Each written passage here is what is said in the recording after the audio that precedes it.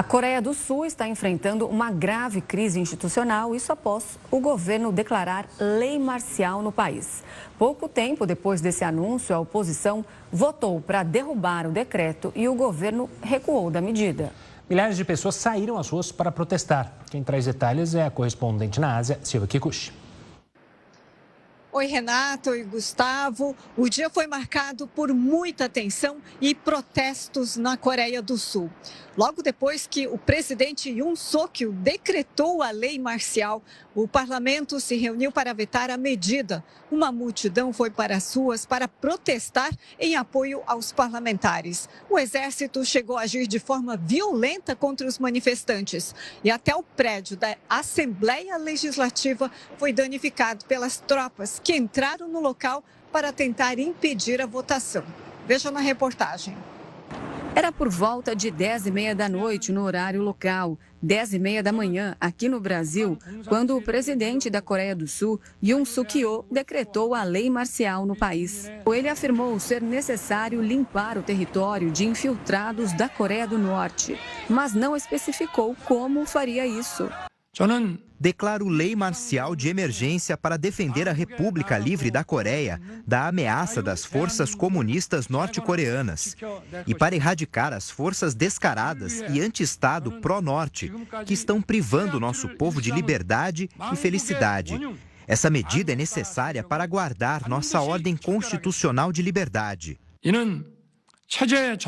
A oposição acusou o governo de estar usando o conflito com Pyongyang para controlar o parlamento. Após a imposição da lei, o acesso ao local de votação do Congresso foi fechado, com militares entrando à força no prédio.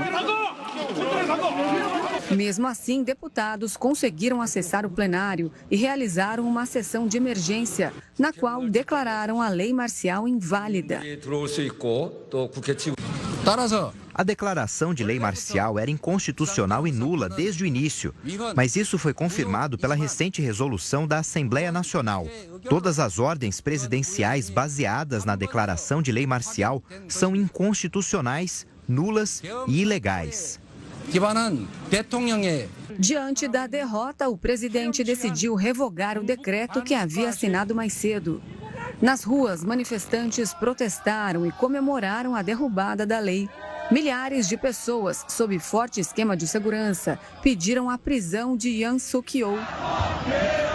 Esta é a primeira vez que um governo da Coreia do Sul, que tem regime democrático, decreta a lei marcial desde o fim da ditadura militar na década de 1980. A lei marcial restringe o acesso a direitos civis e substitui a legislação normal por leis militares, que limitam a imprensa, o parlamento e as forças policiais. Eu acho que a democracia da Coreia do Sul ainda é forte. Ela vai sobreviver a essa tentativa de golpe, autogolpe dado pelo presidente eleito. Provavelmente ele vai sofrer algum processo jurídico ou mesmo prisão. E a democracia sul-coreana vai buscar um outro caminho após esse episódio. Para analisar esse cenário na Coreia do Sul, nós recebemos agora o professor de Relações Internacionais do IBMEC, José Luiz Niemeyer. Olá, professor, uma boa noite, seja muito bem-vindo. Como vai, Renato? Um abraço a você, ao Gustavo e ao assinante da Record News. Professor, foi uma tentativa de golpe de um presidente impopular que não tem, portanto, maioria no parlamento e que tentou aí, então, calar a oposição para se manter no poder? Renato, esse é um típico caso da ciência política e da área de estudos estratégicos que mostra como a política doméstica ela tem também uma autonomia quando a gente pensa em política internacional. A situação na Península Coreana é muito grave entre Coreia do Norte e Coreia do Sul. Hoje mesmo saiu uma notícia de que empresas norte-americanas vão ficar impossibilitadas de exportar materiais de alta tecnologia para a Rússia, a China e aliados. Também os países europeus vão ter que diminuir a exportação. Há uma preocupação em Washington com uma guerra cibernética contra a China, a questão de radares também está incluída aí, a questão de alta tecnologia. E também a Rússia hoje aumentou, deu uma diretriz que o seu orçamento militar para 2025 vai aumentar muito. Então a situação é muito tensa no sistema internacional com relação à guerra na Ucrânia, Oriente Médio e agora a Península Coreana.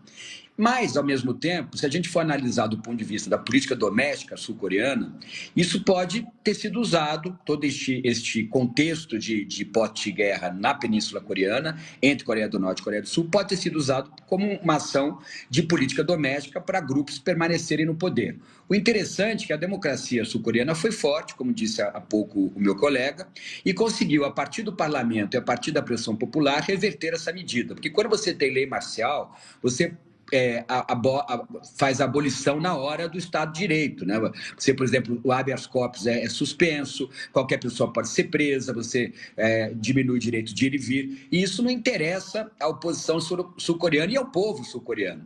Agora, o que a gente não tem certeza é se foi uma medida que envolve uma questão de política internacional, um receio da Coreia do Sul de estar com espiões norte-coreanos infiltrados, de grupos sul-coreanos que podem estar apoiando o governo da Coreia do Norte, e que se criou essa medida, uma medida anticonstitucional, para poder dar mais segurança ao Estado sul-coreano. Ou se foi uma questão só de política doméstica, e aí a própria Coreia do Sul, a partir das suas instituições, fez o que deveria ser feito, que é suspender essa medida que me parecia muito discricionária.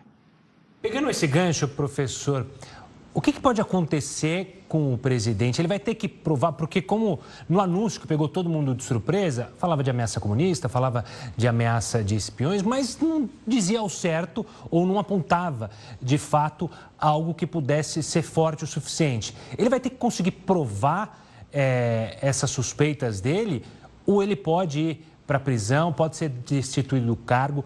Há expectativa do que pode acontecer? Gustavo, pode ter um processo, como nós conhecemos bem aqui no Brasil, criar um processo de impeachment contra o chefe do executivo, né, a partir do parlamento. Eu não sei se ele tem, se a oposição tem maioria para isso, mas ele vai ser criticado e vai se criar uma comissão de inquérito dentro do legislativo sul-coreano para investigar.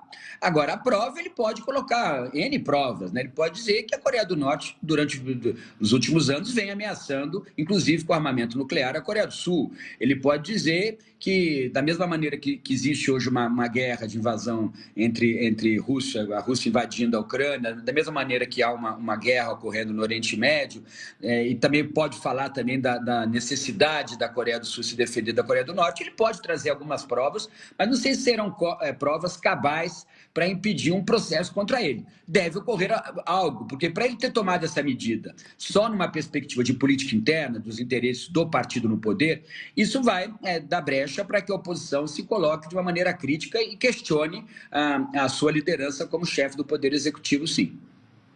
Professor, Estados Unidos e Coreia do Sul são aliados.